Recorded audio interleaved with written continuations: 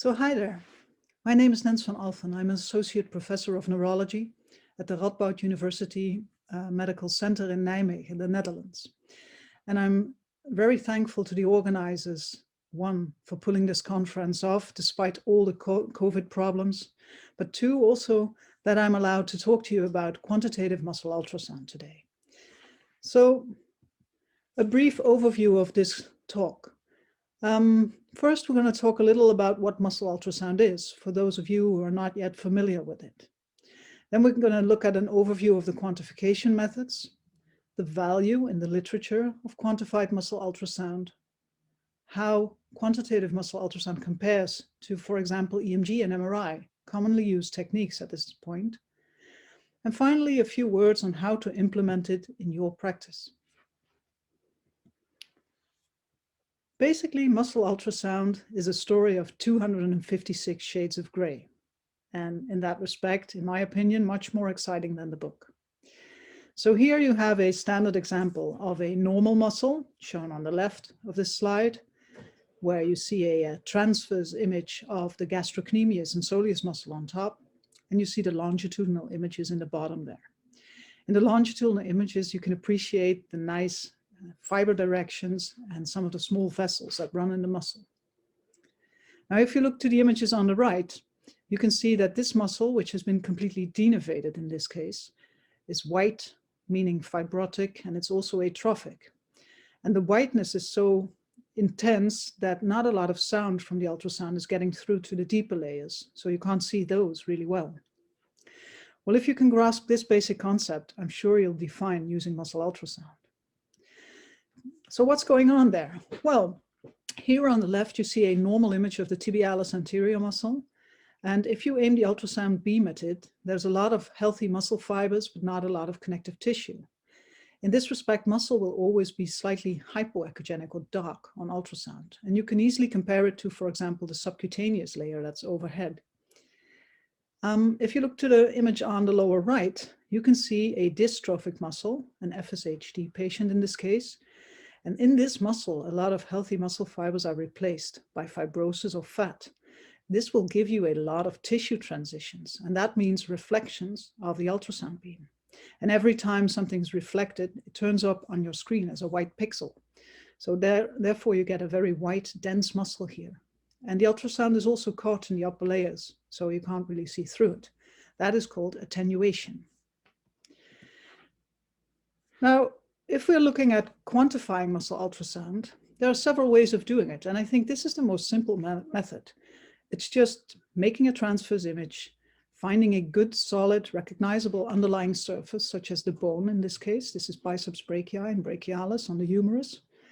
And then just dropping your measurement tool from the superficial fascia to the bone and measure a diameter or muscle thickness. Is that helpful? Well, yes. It's a biomarker for function. And there's been a lot of publications out there. I've just selected a few of them in the literature reference here.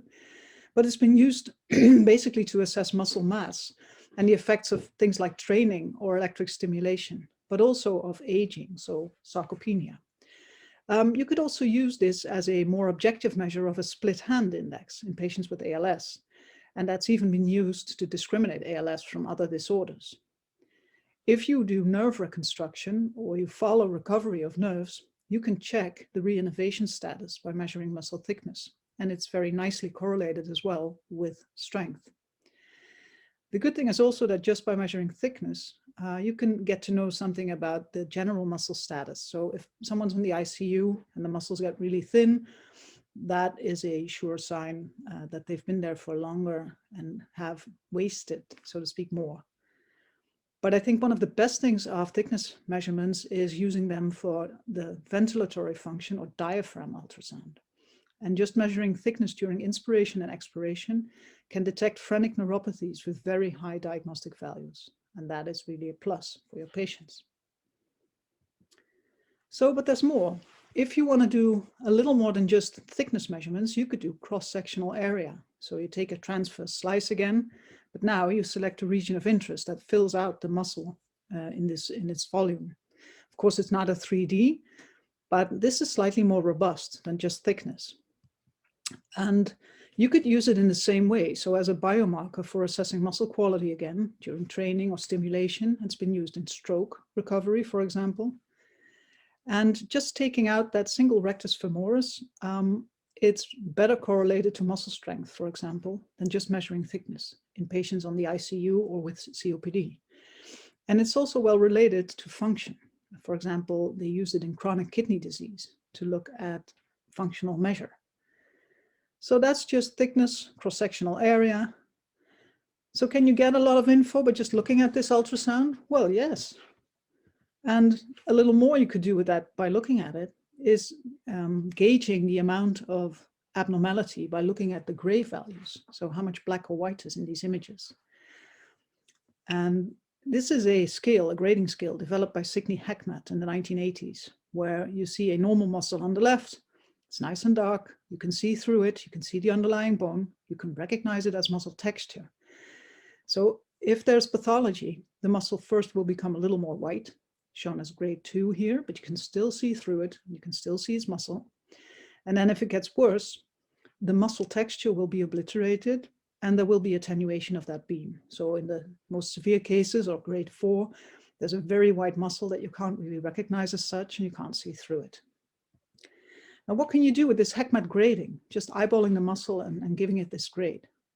Well, it is a good tool to screen kids, for example, for neuromuscular disorders. And a little depending on their age, but also on your experience, you can do that with 70 to 90% sensitivity, which is really good. It's reproducible also between observers. So there are strong inter-rater scores, for example, in ALS. They were a little less in children with cerebral palsy, but if you read the papers, I think you find that experience really matters in this respect. So the more you see them, the better you get. If you want to detect abnormalities in patients with a classic neuromuscular disorder like Duchenne's muscular dystrophy or Pompe disease, you will always find that by looking at their muscles with ultrasound. Mind you, in infants, it's not that readily visible yet. So there need to be structural abnormalities in the muscle for you to be able to pick them up with ultrasound. That's why it performs a little less well in infants. And finally, you could also try and predict the response to, for example, botulinum toxin injection in spastic muscles. So if you have a Heckmat grade 3 or 4 muscle, the chance of it getting better or less spastic with botulinum toxin injection will be less because there's not a lot of muscle tissue left that you're actually treating that way. Now you could take this one step further and look at mean echogenicity. And then you again draw a region of interest and you use any graphic software tool like Adobe Acrobat or Photoshop, or this is ImageJ, it's freeware. You could select that region of interest and have the tool calculate the histogram. So how much black, which is 0, or white, which is 255, and everything in between, how much of that is in this image selection. Well, you can see here that there's a mean echogenicity value of 39. And then you can compare that to other people who are healthy and see if this is normal or not. And if you want to know why you should quantify, well, looking at it can be easy, right? So this is a slightly older muscle image of a rectus femoris, vastus intermedius, and a femur on the left. And on the right, you see a completely obliterated muscle, which is really white, really dense. This is a biceps brachii in a patient with long-standing myositis. Well, if it's like this, it's not a problem. It's easy to see, but sometimes it's not. So let's take a look at this case. These are 2 biceps brachii images from the same man. He's about 55 years old. And the one on the left definitely looks abnormal. So there's some patchy, rubbed out areas there in that biceps. I can point them out to you here, this region. But this one, on the other side, well, you can see its muscle, you can see through it. It sort of has the same texture as the subcutis, but there's not a lot of that. So is that normal or not? Well, then you can quantify. And the first reason for doing this is that all muscles we have look different. They have different connective tissue contents. So in this case, I'm showing you a sternocleidomastoid, which is here on top, which is very dark, very tender muscle, so to speak. But this is tibialis anterior, and that has a lot of connective tissue, so a lot of reflective elements, and is much wider overall. Now, the other thing is that echogenicity will change with several other body parameters, such as the BMI, or weight. And on the left, you have a female with a normal BMI, and this is her rectus femoris and vastus intermedius and the femur. And here you have a person with a BMI of 38, with a large subcutaneous layer, but also wider, more grainy muscles. And that is because you also store fat, excess fat, in your muscles. So they will be whiter overall, and you need to take this into account when you look at the images. Echogenicity will also increase with age. So here we have a young girl, a middle-aged female, and then an elderly female, and they have normal BMIs for their age and otherwise normal function, but you can see the progressive changes here. So this muscle actually is attenuating the tissue below. This might be a HECMAT grade 3 if you are serious about that scale, but it's normal for age. And that is something you also need to take into account. Now, and the third reason, and I'm never tired of showing this visual illusion here, is that our eyes and our mind, they can't make you see that this rectangle is equally gray all over, unless you take it out of its context. And then you can see it. But in an area where everything is light, this will look dark, and vice versa. And that's the same with looking at muscle ultrasound images. If you've just seen a very white muscle, the next one will look a little darker to you. So how do we do that? Well, I just already told you about it a little. Here are those tools again. You select a region of interest, which is that red square or rectangle there. You have the histogram value, calculate the mean echogenicity. Preferably, you take 3 images and you average that number. It's 42 here. Then you need healthy people of the same sex, same age, same BMI preferably. Calculate their echogenicity values, and then you can compare this one. So just to show you a quick example here, this is Kuala Lumpur by night, and I'm really curious to know if the echogenicity overall of this image is normal for Kuala Lumpur night, right? So I've measured the echogenicity of this image, taking the whole image as a region of interest, and I found that it is 52.9. Okay, that doesn't tell me much yet. So I need some references. So here are other images of Kuala Lumpur by night, also with the echogenicity measurements here. And if you have those, like shown here in the lower right side, sorry, then you can calculate the mean value for Kuala Lumpur, which is 70.2, and a standard deviation, obviously. And then you know the plus 2 or minus SD range. Well, now we have the references, so now we can look at our original image and see that is 2.7 standard deviation below normal, which in terms of muscle echogenicity is quite okay. It's a healthy looking picture. So if you do that for the example I showed you earlier, like this man of 55 years old, you will see that the muscle on the left is indeed definitely abnormal. It's 4.2 standard deviations above the mean. But the one on the right is 2.6, and that's also not good. So even if you can't really pinpoint it using a HECMAT grade, you can tell that this is not okay. And this guy has FSHD muscular dystrophy. So what are the values of this quantitative screening? Well, this is also a selection of the literature. There's a nice meta review out there. But if you want to screen for any neuromuscular disorder, your sensitivity will be around 85%.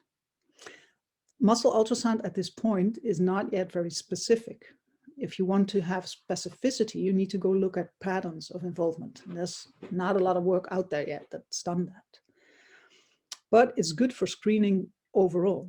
If you have a very specific question like ALS versus a mimic, say cervical or lumbar radiculopathy or IBM, and you also use fasciculation screening, you have very high diagnostic values. They are similar to the EMG. But the good thing is that if you add ultrasound to EMG for this specific indication, so ALS, you can give 25% of your patients a more certain diagnosis at the time they present to your office. And that, I think, is the real value here.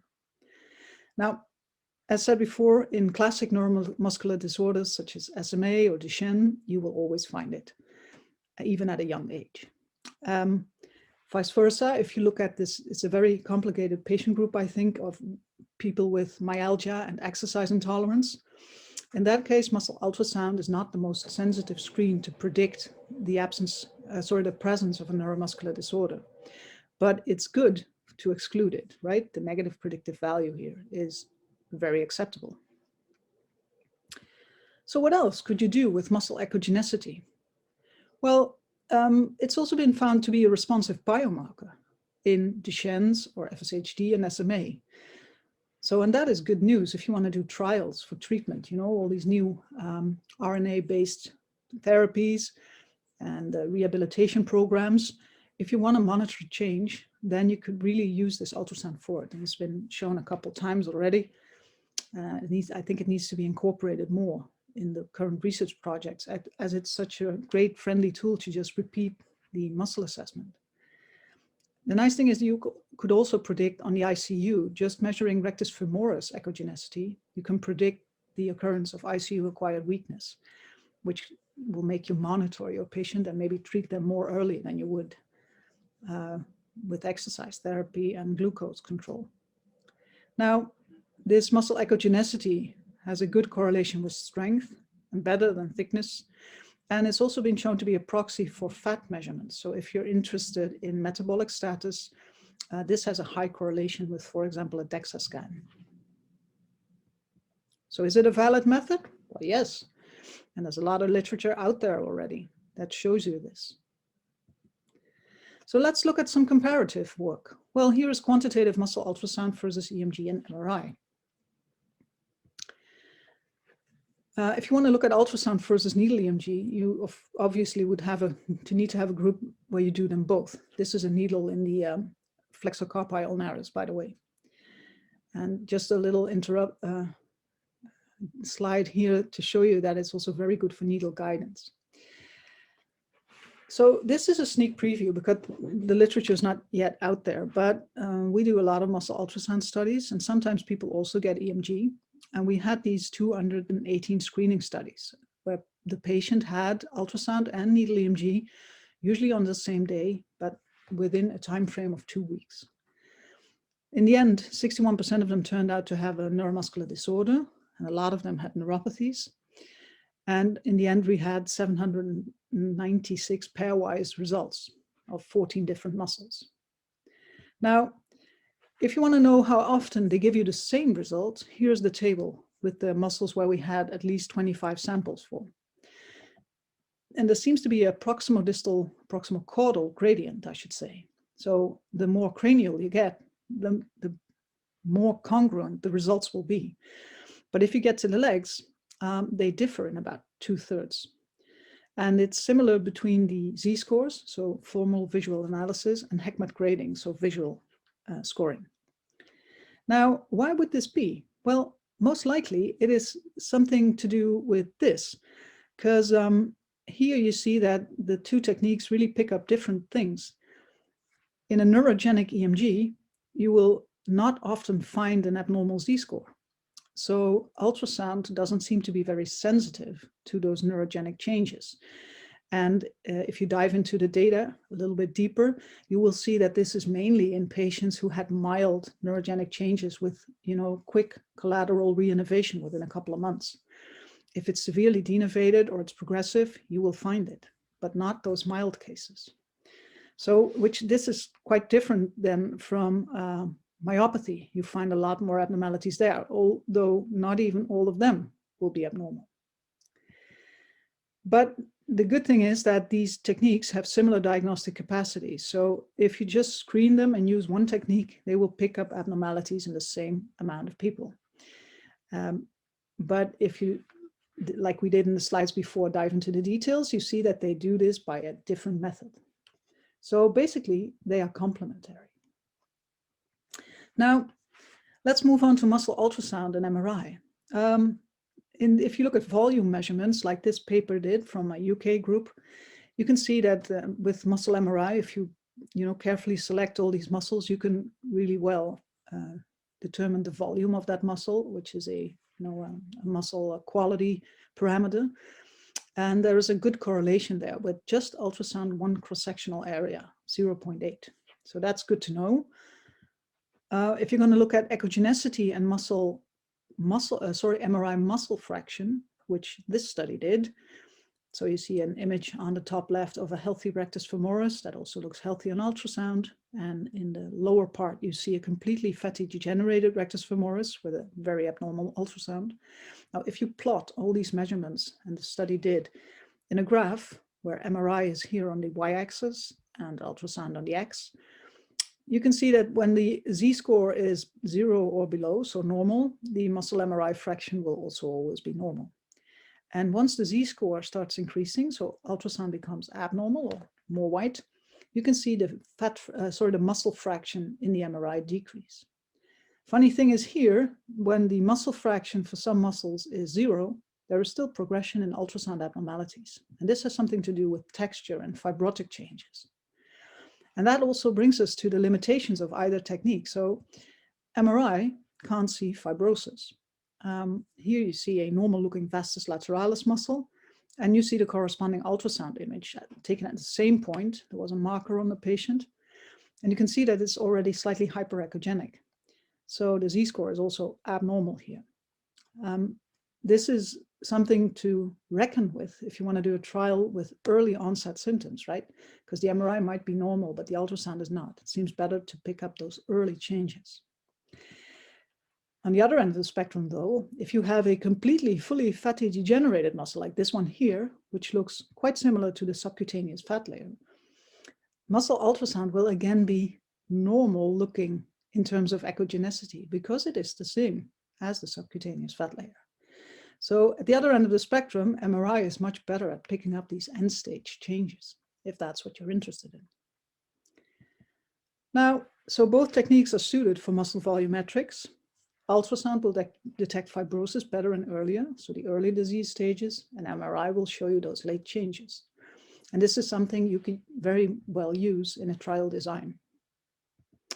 So, ultrasound, MRI, EMG, I think you have one toolkit as a neuromuscular doctor, and you have all these nice tools in them, and you need to know when to use what. And these three are very complementary. So I hope you will use them wisely.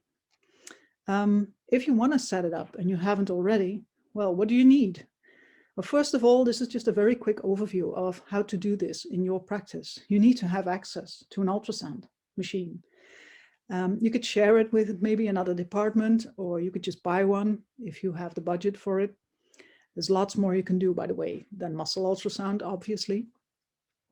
But if you want to do muscle, you need to create some very strict presets and scanning protocols. And if you are really serious about doing this, then please not spend a lot of time doing this creation, because there's a lot of them out there and you can just email me. If you go ahead, you need to scan people, analyze, capture the images, store them somewhere safe with the patient records. Then offline, you go grade and measure them with Adobe Photoshop or ImageJ. And then finally, you obviously also need to organize some scan time and try to incorporate this technique in your clinic. And it's also nice if you can get reimbursed. So these are quite a couple of steps. It's not, it's not that snap implemented, but I think it's really worth your while if you start getting into it. So once more, if you want to do this, use a strict protocol and setting and always do the same for muscle. You need to be reproducible with your results. Always evaluate this visually. Every muscle needs to be looked at. Don't rely on the numbers, not just the numbers. I would recommend not maybe using the HECMAT, but a 3-grade system. Just say, if you think the muscle is normal, or I don't know, maybe the person is old or obese, or it's a different muscle than you're used to looking at, or you're very sure and you just say it's abnormal. Usually you will be right in the first and the third category. The I don't know group is, of course, those are the patients where you don't really add any info yet with ultrasound. This group will get smaller over time as your experience progresses. I would recommend, if you have the time, to add quantification just for tracking patients over time. You don't even need references for that. And if you want to do research, or if you can, add the reference measurements, and calculate the z-scores. That's the most sensitive. And in the meantime, let us try and make life easier for you. There's lots of development going on with artificial intelligence techniques to help the clinician and better view at how these different patterns of abnormality will translate into specificity. So a lot of work going on. It's a very exciting field. For me, this is all for this talk. Thank you very much. Enjoy your scanning, and I hope to see you again.